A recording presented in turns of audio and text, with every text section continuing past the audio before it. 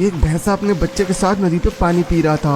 भैंसा बोला, चल मुन्ने अब घर चलते हैं। बच्चा बोला, पापा मैं कुछ देर पानी में खेल लूं। भैंसा हाँ बोल नदी के किनारे घास चरने लगा। कुछ देर बाद नदी में पानी की जोरदार आवाज आई। भैंसा घबरा के नदी के पास भागा, पर नदी पूरी तरह शांत थी। भैंसा जोर जोर से अपने बच्चे को आवाजें लगाने लगा। सुबह से शाम हो गई, पर भैंसे के बच्चे की कोई खबर नहीं मिली।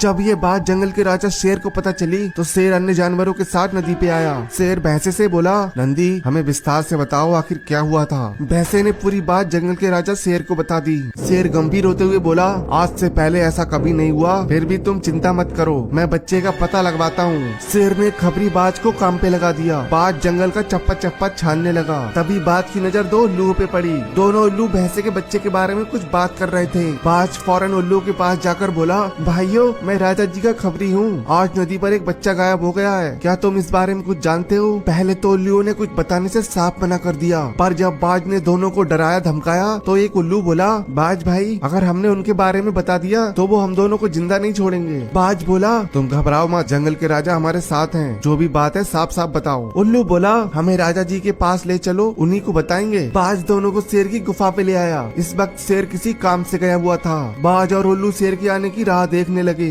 1 घंटे बाद उल्लुओं के पास झाड़ियों में कुछ हलचल हुई। उल्लू और बाज एक दूसरे को सवालिया नजरों से देखने लगे। तभी अचानक इन पर हमला हुआ और तीनों गायब हो गए। कुछ देर बाद जब शेर गुफा पे लौटा तो सब कुछ शांत था। शेर बार बार आसमान की ओर देखता और कहता, ये खबरी बाज अभी तक क्यों नहीं आया, अब तक तो इसे आ जाना चाहिए था। इसी उधड़-बुन में सुबह हो गई। भैंसा जानवरों के साथ शेर की गुफा पे आया। भैंसा बोला, महाराज मेरे बच्चे का कुछ पता चला। शेर चिंतित स्वर में बोला, नहीं नंदी, कल से मेरा खबरी बाज भी गायब है, वो भी अभी तक नहीं लौटा। अब तो सभी जानवर घबराने लगे। इधर नदी पर डायनासोर का बच्चा पानी पीने आया। तभी अजगर ने इसको बेहोश कर दिया। मगरमच्छ पानी से ऊपर आया और डायनासोर को पीठ के ऊपर लाद के पहाड़ी पे बनी गुफाओं की ओर चल दिया। अपने ठिकाने पे आने के बाद अजगर मगरमच्छ से बोला, राका हमने काफी शिकार जमा कर लिया है, कुछ दिन तक अब शिकार नहीं करेंगे, नहीं तो जंगल के राजा शेर को हम पे शक हो सकता है। मगरमच्छ बोला, घबराओ मत कालिया, हमारे बारे में कोई नहीं जानता और जो अभी जानता था वो हमारी कैद में है, इसलिए बिंदास कमजोर जानवरों का शिकार करो। यह बोल मगरमच्छ नदी की ओर चला गया।